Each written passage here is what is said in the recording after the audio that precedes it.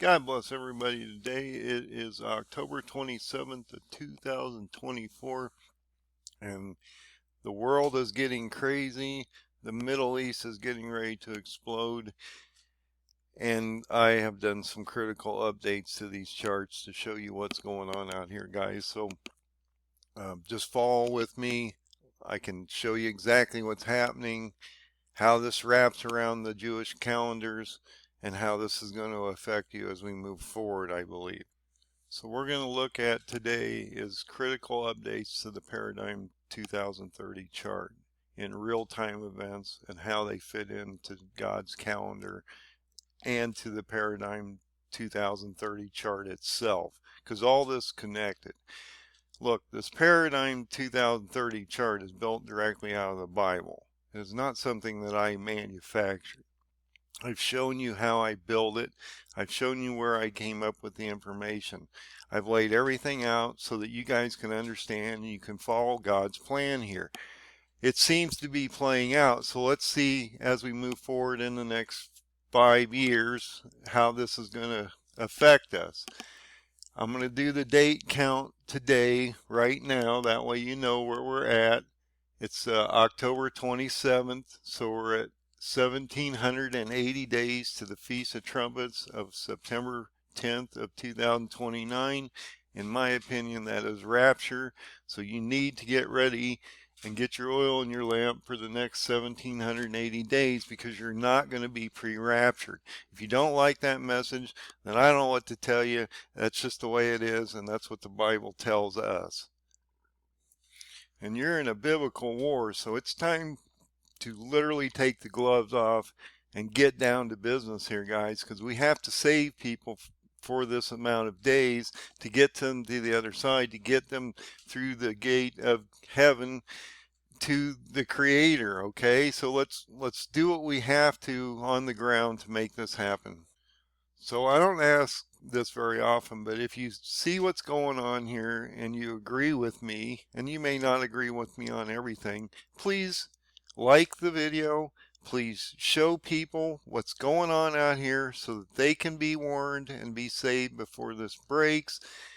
And it also puts them in a better condition so that they can get ready and have the time and the resources possibly to get ready for what's getting ready to happen out here.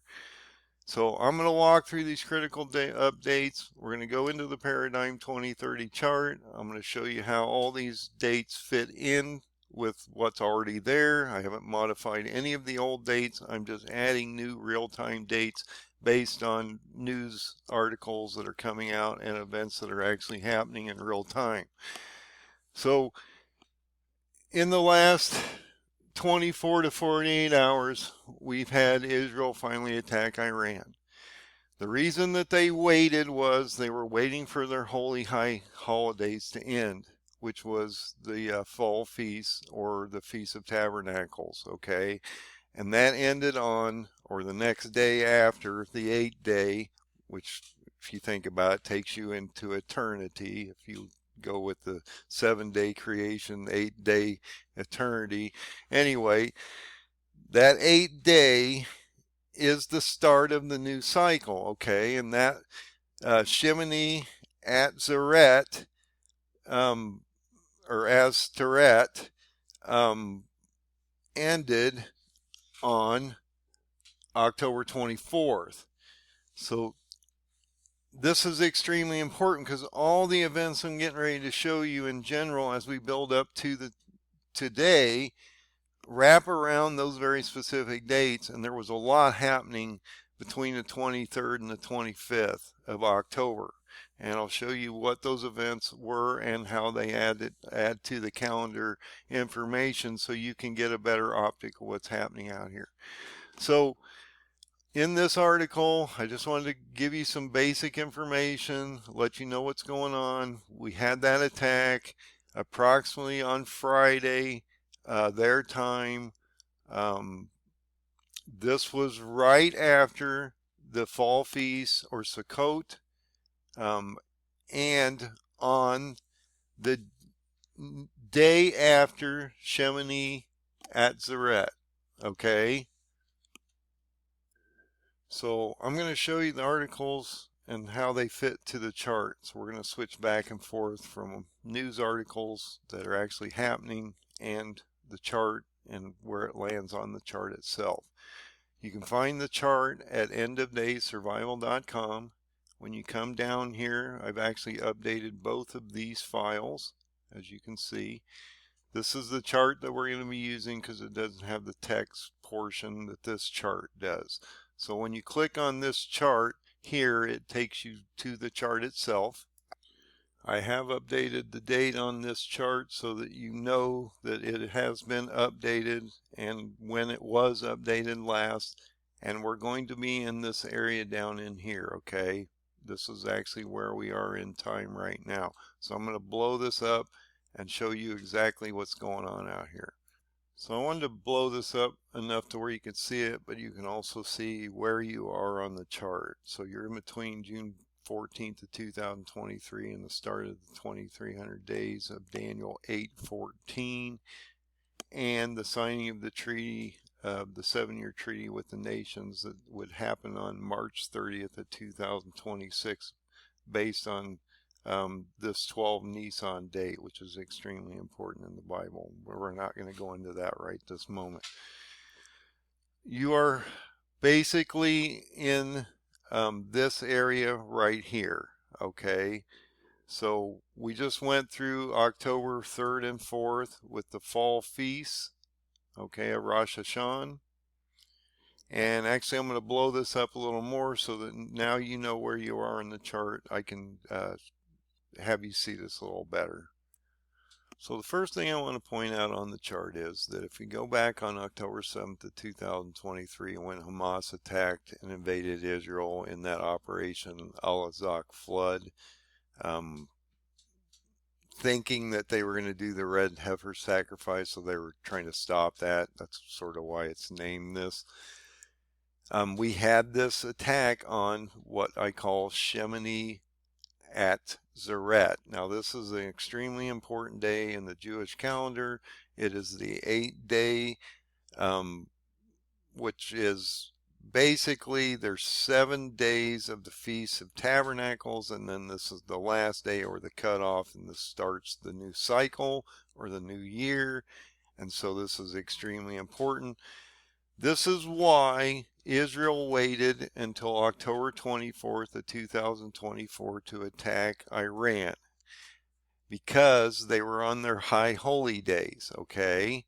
And when you come over here and you actually look at October 24th of 2024, that is Shemini Atzeret. And the reason it's off from October 7th, see, everybody thinks that was a year later, would have been October 7th of 2024. On the Jewish calendars, that's not the case. A year later, on this very same day, or the end, or the next day after the end of Sukkot, which is the Feast of Tabernacles, you have the Shemini Atzeret. Because they have a 360-day calendar instead of a 365-day calendar, this year it ended on October 24th of 2024, okay? And the day after, I got to add a line there. Sorry about that. The day after, October 25th of 2024, around Friday, you had this Iranian attack from Israel. So Israel attacked them directly after the high holy days were over. And I've sort of stressed that they probably wouldn't attack during the holy days because these are God's fall feasts. They're not even the Jewish feasts, okay? They're God's feasts in Leviticus, okay? 23. It's part of the Torah. They're God's days. They're His days, not even our days or the Jewish days or whatever. It clearly states they're God's days. So this is extremely important that this period of time matters. And then when they're attacking them on God's holy high days in the fall feast, which is part of the marriage cycle when the Lord comes back, they're doing that for a reason, because they know this is extremely important to the Jewish people. So when you saw this attack on October 1st, the Jewish people were walking into October 2nd, which is the start of the fall feast, okay, or the Feast of Trumpets. So they attacked them right before the fall feast, and the Jews are going to say, well, we can't attack you during God's holy days. We have to wait till the end of that, which ends up being on October 24th. So what did they do? They attacked on October 25th. Okay? And you saw the reports of all this missiles going in and hitting Tehran and all these surgical strikes that they put down. So it's extremely important that we understand that this is, you can predict when Israel, everybody was wondering when Israel was going to attack. They're not going to attack on their holy high days. They're going to do it right afterwards. Anyone that knew anything probably knew that that was the case, at least if you know the Jewish holy high holidays and the calendars and how they work together. But you also have an anniversary from October 2nd or October 7th of 2023 on Shemini Atzeret. You had this additional attack the next day from Iran, or from Israel on Iran, the day after. So it's a 1 year almost to the date right after that. And it happened right after. See, Shemini Atzeret, this would have been a Thursday. This is a Friday. Okay. So they would have allowed this Shemini Atzeret to completely play out for 1 year cycle. Then Iran and Hezbollah attacked them on October 1st. They went into their holy high days going, well, we can't start a war, an escalation and another war with Iran until we get through that. So they did. They waited until October 24th or October 25th, right after Sukkot ended. But look at what else happened in this period of time. On October 23rd and 24th, you had that terrorist attack with Turkey on Turkey's aerospace facility. And then they had a barrage of attacks into Iraq and Syria against the Kurds and Medes, which should then immediately bring up Daniel 8, because you're going to realize that Kurds and Medes are going to play an integral part as they get pummeled by Turkey over the next year and a half and have to align with Iran. And then Turkey comes over and smashes Iran around January of 2026 based on this chart. Okay, and you can actually go over and see that right here. January 2026, Turkey invades Iran once the Kurds and Medes are driven and aligned with them, and then you have the Battle of the Persian Gate. So that's on the chart. In a year and a half, approximately, you will see Iran fall as a nation. Turkey will be the one that destroys them. We will see the Kurds or the Medes align with Iran prior to that happening. They will be drove out of Iraq and Syria, and they will be pulled down towards Shush, Iran. And when that happens, you will see those two nations align. Then Turkey will come down and smash them both. So I want to go into the Jewish calendars real quick and show you those dates I was talking about, as well as some of the articles that match up with the calendar dates that I've given you. So when you go to October 7th of 2023, you had Shemini Atzeret. This is the last day, 8th day right after the end of Sukkot. Okay, that's why Israel had to wait till the next day before they attacked, because they were still in their high holy days, and so they waited.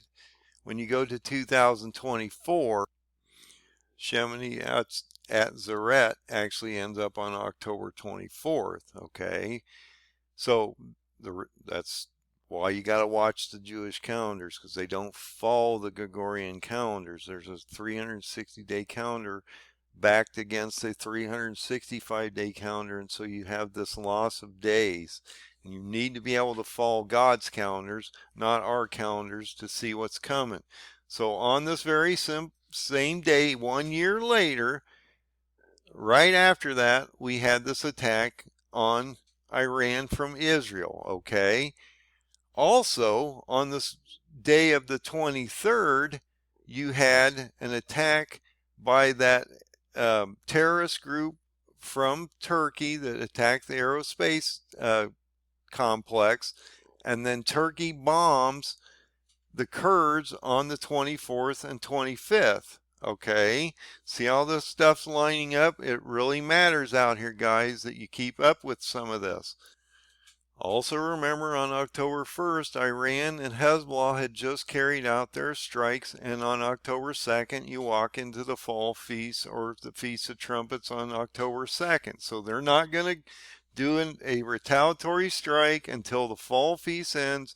They have to get through Shemini Atzeret to the next day, because the 8th day is extremely important to them. That starts their new cycle, their new calendar for the new year, and then takes them into the next day. That's when Israel attacked. I'm going to show you that article, but I just want to make sure you see all these different articles and how they line up. Also remember, on September 24th, which is also on the chart, I added that Erdogan was at the UN and stated that this is extremely important, guys. So when he was at the UN, he condemned Israel in the most harsh rhetoric and terms. He also called Netanyahu Hitler. And then he asked for the Muslim communities to come together to eliminate this problem, which probably means he's trying to form his 10 nations to get ready to go against Israel. Or Iran, Israel, since Turkey's getting ready to come in to an invasion against the Kurds, as well as an invasion to go down into Palestine and Lebanon in January of 2025. Yes, that's a couple months away. I know, we're getting there, guys.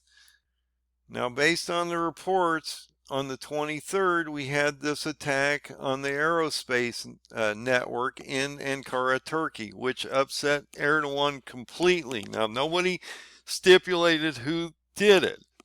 Erdogan assumed that the Kurds had done it, and so he went and attacked them. So for 2 days, on October 24th and 25th, we had Erdogan basically slamming both Syria and Iraq through aerial and bombardment strikes on the PKK, or the Kurdish people, which are the Medes. If you go into Daniel 8, the Medes are the Kurds and the Medes will align with Iran and Persia, and then Turkey will come down and smash them. That's going to happen in approximately around January of 2026, based on that chart I just showed you. So this is extremely important. All this is happening all at one time, and look how everything's breaking at all at once. Erdogan also stipulates in his speech to his nation that these attacks will continue in the future until this threat is eliminated, and so this is going to ramp up on this level also. You also have to think about, as we're having all this carnage, the people and the citizens over there, and you must be praying for the general populations of people, because they're going to be under massive duress, and a lot of these people are going to end up as refugees.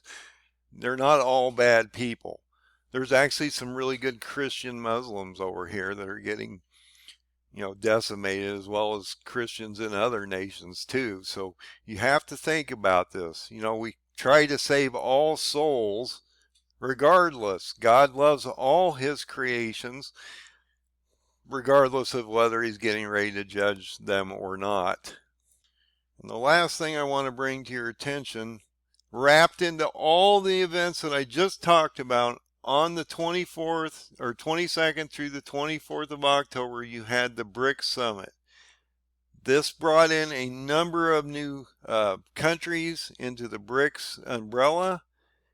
They basically are condemning the practices of the United States, and that they want to build a new banking system that will then work around the fiat currency, the dollar. The Saudis are part of this, which leads you to potentially an embargo on oil. As we saw in 1973, an embargo on oil occurred because the Arab nations came out against the Yom Kippur War and Israel attacking specific areas. Okay, similar event, probably going to happen in the near future. If that happens, that's going to change your fuel prices and everything will skyrocket because everything will hyperinflate.